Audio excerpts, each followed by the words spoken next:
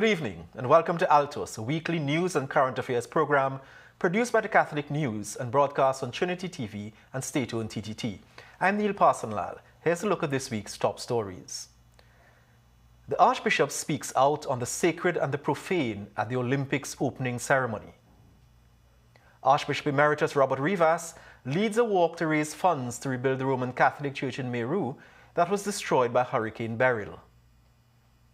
The oldest nun in the Archdiocese celebrates her 75th anniversary. Venezuelan bishops add their voices to calls for verification of recent election results. And later, we speak emancipation and the Church with Father Stephan Alexander. And now for our top story. Archbishop Charles Jason Gordon has added his voice of condemnation to the opening ceremony of the Paris Olympics on July 26th, saying the presentation featuring drag queens made fun of over 1 billion Roman Catholics. His Grace said the portrayal was a parody of Leonardo da Vinci's Last Supper and ridiculed something sacred for Roman Catholics. But our world and our Western value system has come to this point where we will include everybody on the fringe, but the Catholic will not be included. The Catholic will be ridiculed. Look and see, over and over again. Look and see. The value that we hold as Catholics most dearly is what the world is most angry, upset, and vicious against. And at the heart of our value system is Eucharist. And this is what the world is most angry and vicious against.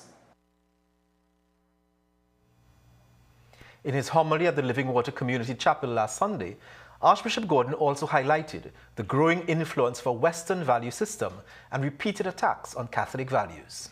And it can't be by accident that the tableau with drag queens and people who are in that way of living in life. And look at the real parody here. Male and female, he created them. In his image and likeness, he made them, on the one hand. And then on the other hand, this new theory where I am whatever I desire to be. 4 churches in the Northern Vicariate are collaborating for a walk to aid the reconstruction of the Church of the Immaculate Conception in Meru, one of the Grenadine Islands ravaged by Hurricane Beryl. The walk begins at 7 a.m. this Saturday from St. John the Evangelist in St. Anthony's and St. Finbar's, all heading to the Church of the Nativity, where there will be benediction. Lara Pickford Gordon and Andre Burton have been following the story and tell us more about the event. Bishop Gerard County of Kingstown, St. Vincent and the Grenadines, is in Trinidad and supporting the Walk for Meru, which was prompted by Archbishop Emeritus Robert Rivas, a former bishop of the diocese. We are hoping our target is $50,000 for the walk. I'm hoping to make much more, raise much more than that, in other efforts for rebuilding the Church of the Immaculate Conception on Meru, which was a beautiful little cut stone church. Hurricane Beryl caused 6 deaths in St. Vincent and the Grenadines, and more than 90% of the buildings were destroyed in Meru, Canoan, and Union Island. Bishop County said rebuilding Meru will take time. The hurricane took place on a Monday. By the Friday I was down there and I was just devastated. I never, first time I'm experienced a hurricane in my life in the first place. And so it was really, but I was just there with the people. But the devastation is total. Tickets for the walk are priced at $300, $200, and $100. This includes a jersey with the logo Walk for Meru. And while all are welcome to take part in the walk, Archbishop Rivas invited people to use their creativity to help. It's the spirit behind it, and what we can do. Sometimes people say, I can't walk, I would love to, but you can contribute. Then contribute. Find creative ways to do it. I am Lara Pickford Gordon for Catholic News, Altos. Vicar General Father Martin Sergiu is appealing to the population to treat the elderly with respect and to stop treating them as though they have lost all value because of age, infirmity, or disability.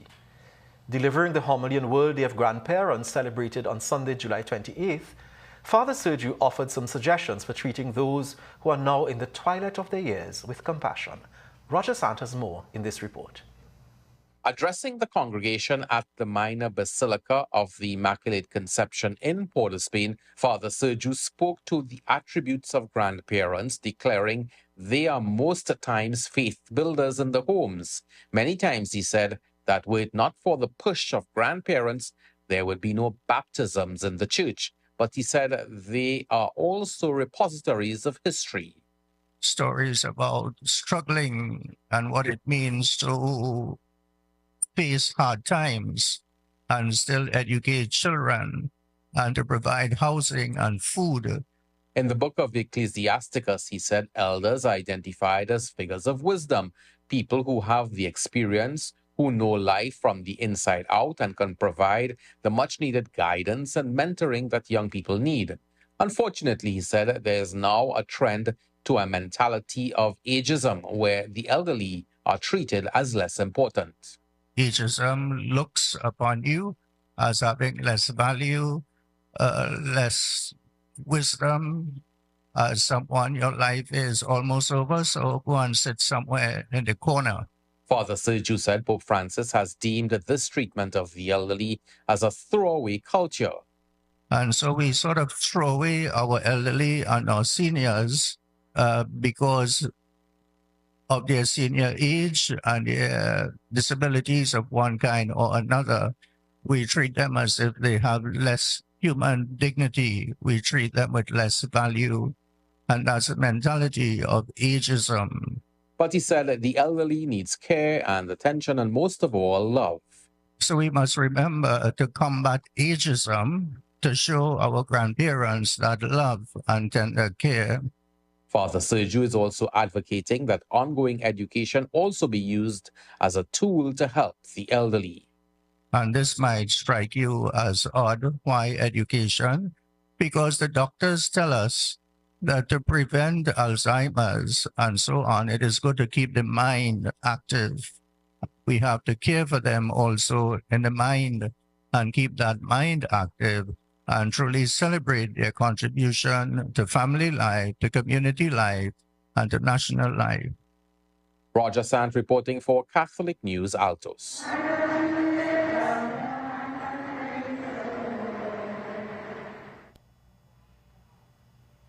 And speaking of respect for the elderly, Catholic News Altos congratulates Sister Marie-Thérèse Retou. She's 102 years old, and on Emancipation Day, she celebrated her 75th anniversary of religious profession. Chief Celebrant Archbishop Emeritus Robert Rivas had this to say about Sister Marie-Thérèse.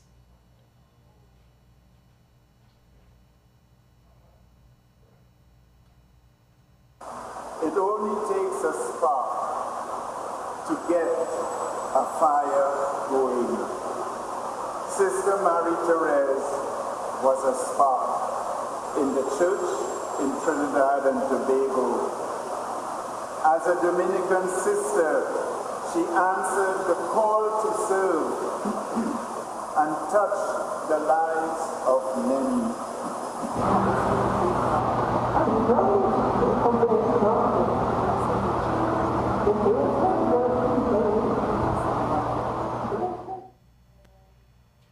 And you can read more about that celebration in next Sunday's issue of the Catholic News. Roman Catholic priest Father Steve Ransom says in his opinion, marriage is the most important institution in the Church. And while he admits marriage is not easy, he believes there are tried and true formulas that can help marriage and family life. Delivering the homily at a special Mass on the feasts of Saints Joachim and Anne last Friday, Father Ransom identified fidelity, love, respect, and appreciation as some key pointers for happy marriages. Roger Sant has more in this report. Saints Joachim and Anne are the parents of the Virgin Mary and the grandparents of our Lord Jesus Christ. Their feast day is celebrated on July 26th. Several churches throughout the country used the opportunity last Friday to hold special services to renew the marriage vows of couples. One such mass was held at St. Philip and St. James in Chaguanas, where parish priest Father Steve Ransom spoke of the importance of the state of matrimony. The most important institution in the world is actually not church.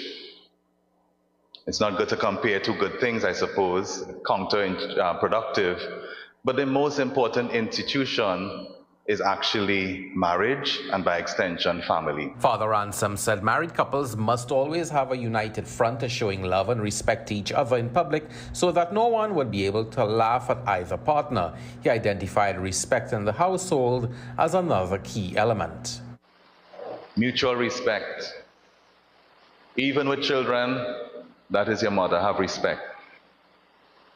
That is your father, have respect. As long as you're in this household, you respect your mother, respect your father.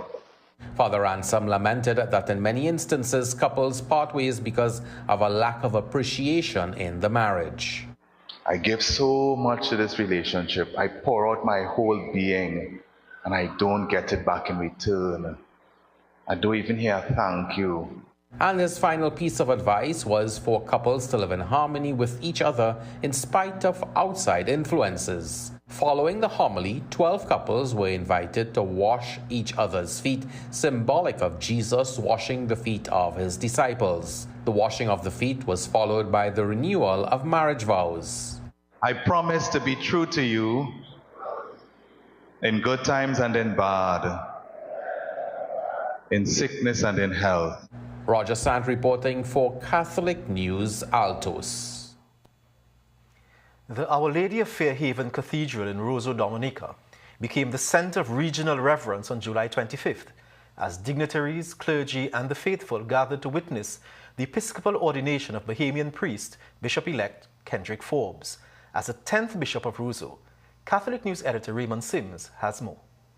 In a significant handover, Archbishop Gabriel Malze of Castries, who has served as Apostolic Administrator of Roseau since 2022, addressed the new Bishop of Roseau, highlighting the rich heritage and responsibilities that come with leading one of the oldest dioceses in the Antilles. You will be expected to run or hit the ground running. However, do not fail to take some time to study the people and the situation which you are about to embrace and to serve. Earlier in the homily, Archbishop Patrick Pinder of Nassau commended Bishop-elect Forbes, describing him as a gift to the Diocese of Roseau, citing his 22 years of service. President Burton, Prime Minister Skerritt, many of us have traveled a great distance to be with you on this occasion today. We wish to assure you and all the people of Dominica that in your new bishop, you are receiving not our second best, but our very best. As Bishop Kendrick Forbes addressed the congregation, he underscored the collaborative spirit essential for the journey ahead. In the short time that I have been here, many have said to me, Bishop, you have plenty of work to do. And while I embrace that work, know that I will seek to enlist the participation, the involvement of all of the faithful. Because we, emphasis on we have plenty of work to do. I am Raymond Sims for Catholic News Altos.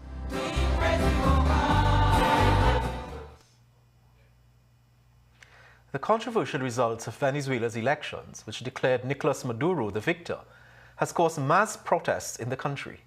Independent pollsters have called the result implausible, and opposition leaders and foreign observers alike have urged transparency over vote tallies. The Venezuelan bishops have added their voices to the call. Rome Reports has more on this. The results reported on the street are different from those officially issued by the National Electoral Council. Nicolas Maduro Moro. Nicolas Maduro Moro from the Gran Polo Patriotico Party won just over 5 million votes with 51.2%. And Edmundo Gonzalez of the Mesa de la Unidad Party won 4.4 million votes. The Mesa de la Unidad Party requested all the results be collected to prove that fraud had taken place. These results have been digitalized on this website. The party is even appealing to the international community to help acknowledge the fraud. World leaders are already visiting that website. While we are talking the proof of Venezuela's victory, the truth that we said we were going to prove is already being verified by the world. The Venezuelan bishops also made a statement, asking people to remain hopeful and requesting that results be verified. We unite our voices with others, both in and out of Venezuela, who demand a process of verification of the ballot results with the active and full participation of all political actors. It's time now for us to take a short break, and when we return, we speak with Father Stephen Alexander on emancipation and our Africanness.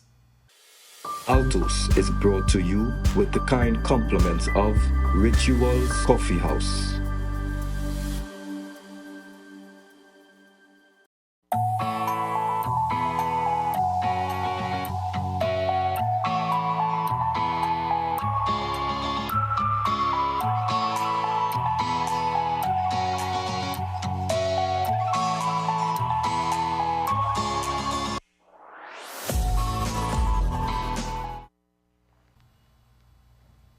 Thanks very much for staying with us. Our guest today is Father Stephen Alexander, priest in the cluster of La Joqueta and San Rafael. Father Stephen was an attorney at law and in a well-respected firm of attorneys in Port of Spain before he surrendered his calling to the priesthood. Father, welcome to the set of Altos, and we see you clad in what is very comfortable for you this morning. Thanks, Neil. Wonderful to be here with you. It's good to have you. Father, in 2020, you wrote that 50 years after the Black Power Revolution, contemporary Trinbago is forced to consider the continued existence of racism and other forms of discrimination towards persons of African heritage. Do you still hold that view today? Unfortunately, yes, I do. Not only for Trinidad and Tobago, but for the world at large. I have had the opportunity to do some travel for study and otherwise. And even this week, to be profiled in a supermarket. So it does exist. Persons who look a particular way tend to be seen in a particular way. And I think it's something that we in Trinidad and Tobago need to become very more open to the existence of it, and to start putting things in place to deal with the reality of how people are seen and how we respond to them. But is that something, Father, that is more directed to those who are not African or to the African community, or both? A bit of both. From the perspective of, just responding to the question, from the perspective of it, there is how those who are other than would see someone, but there is the self-possession of oneself as well. How do I see the value within myself? How do I see and understand the richness of my heritage, my ancestors, the traditions that have borne me? And how do I use the gifts and the graces that I have so that persons who see me would embrace those gifts and respond to me not out of fear, not with trepidation, but with welcome and love. And I think that is what we're looking at in terms of synodality and church, so it plays well into that reality. In the emancipation celebrations just yesterday, the Prime Minister is quoted as saying that that persons should not be afraid of claiming their African heritage. Do you think that is still a problem, that we still are afraid to accept or claim our African heritage? I am cautious in using the word afraid, but I understand exactly what was said. Myself, only just a few years, would be able to acknowledge the reality of what takes place within me when drums are played or when a certain type of music is used. There is a reality of fear in being fully seen and embraced because what that might mean. But I think there is a richness in it. And so whilst I would myself be cautious with fear, there is a reality that we have become much more comfortable with adopting a Western understanding of ourselves and who we are meant to be, that in some way limits, lessens, or devalues the heritage that we have. It's easier to be seen as aligned with African Americanism than it is to be aligned with Pan-Africanism or African culture in the continent. So just something that exists, and I think we need to look at it, and perhaps the Prime Minister is the perfect person to start to put things in place to deal with that reality that exists. In one of our earlier stories, the Archbishop spoke about this acceptance of the Western values and that kind of culturalization that seems to be taking over. How do you feel about that? Especially given the fact that some people argue that even the church has perpetrated this phenomena, and the church is in fact guilty of racism on her own. That's a lot, more than one question there, Neil. To try to deal with it from the perspective of what I heard first coming down to the end, I think we can simply listen to our children speak. They are educated via tablet and internet and this and that. And we have a lot of children who sing as if they were brought up in the UK or in the US. Mm-hmm. A popular comic who is very Catholic, I should say, Kivo, he goes by. And Kivo put out something on Instagram this week about why not have, what did he call it? Shadow Benny Street.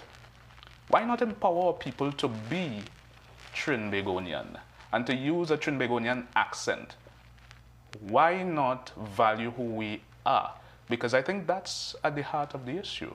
The fact that we value other things, and this is not to say that those other things are bad enough in and of themselves, it's just to say that we, in using those realities for the benefit of what they are, also need to give evidence to the worth of who we intrinsically are. And so Shadow Benny Street is something that I would be in support of. I remember No Boundaries and this, I mean. Certainly. So if I'm hearing correctly then, are you then saying like that we have not yet fully emancipated ourselves from mental slavery? I think that's a statement that Bob Marley made, that mental slavery, that perhaps even the great Nestor Marley didn't have an understanding of the scope or the range of how packed that as a phrase would be. One of the realities of it is it suggests that we can do it on our own. And one of the realities of our world around us is that that's virtually impossible. Catholicism itself helps us to understand that apart from grace, apart from God, apart from our co-responsibility or collaboration or community or inclusivity, nothing much happens. And so to understand that I could emancipate myself solely based on who I am and what I do is to have a limited appreciation for the different parts around that lead to this. So whilst I do think much has been done in history for us to be where we are, for persons like myself to have the privilege that I've had, because Western society has benefited me. I've studied in various countries over the world. I've had an education and a story that is just brilliant because of the abilities that I have had and benefited from.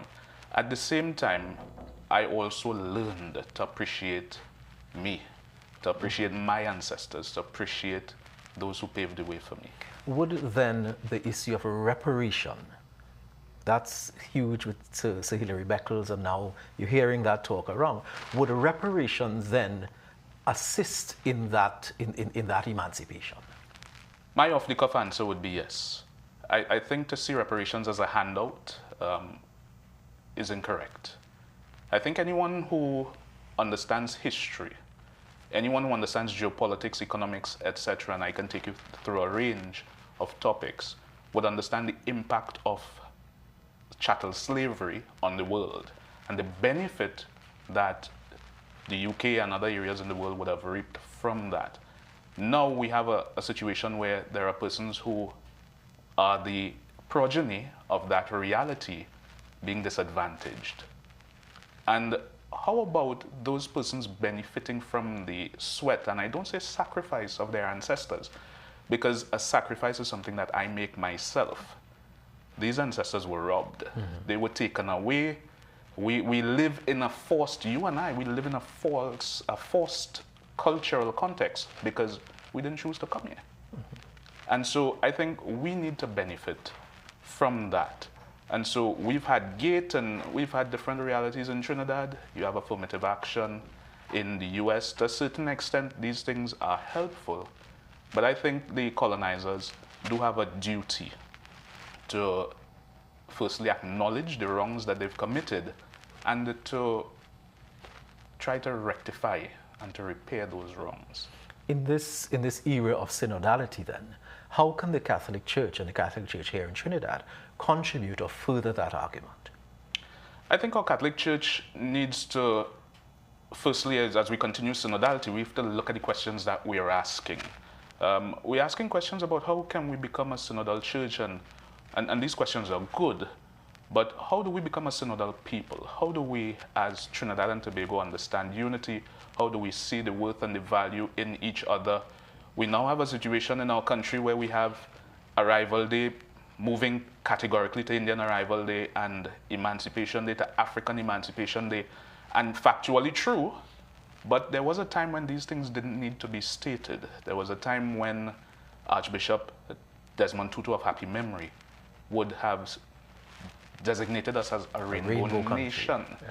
And so I think if the church looks to that, and if the church looks to our focus on the integral human development of all people, which I can say we do, I think if that comes to the fore in our synodality and we work on developing all around and helping all of our people to experience the worth of who they are as human beings, Catholic anthropology comes in here, we are embodied souls, embodied spirits.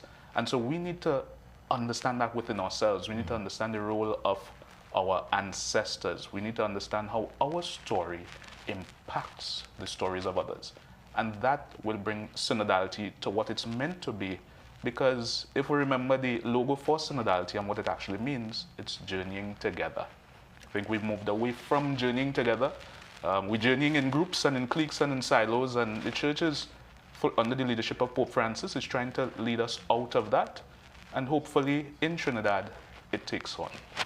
Father, this is a good place for us to end. We pray that the conversation on synodality will continue. But thanks very much for staying with us and being part of the show. And I'm sure we'll see you again some other time to discuss this at even greater length. Thanks, Neil. Yeah. Thanks, Father. Blessings. Thanks for staying with us. We'll be right back.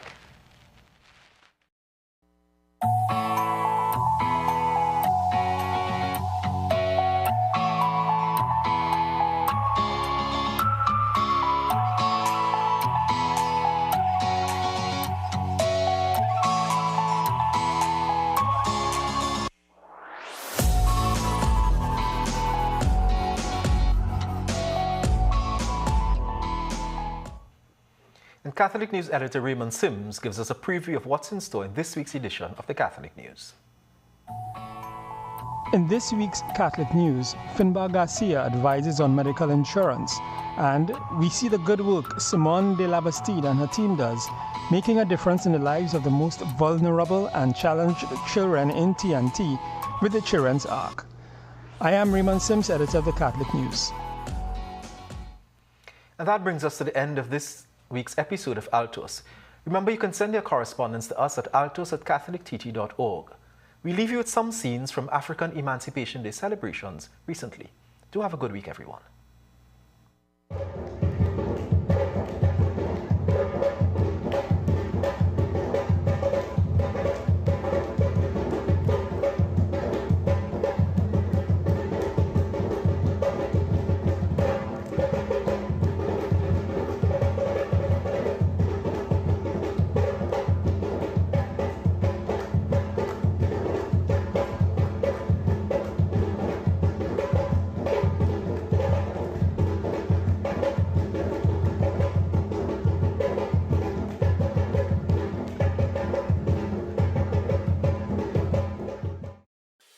Altos is brought to you with the kind compliments of Rituals Coffee House.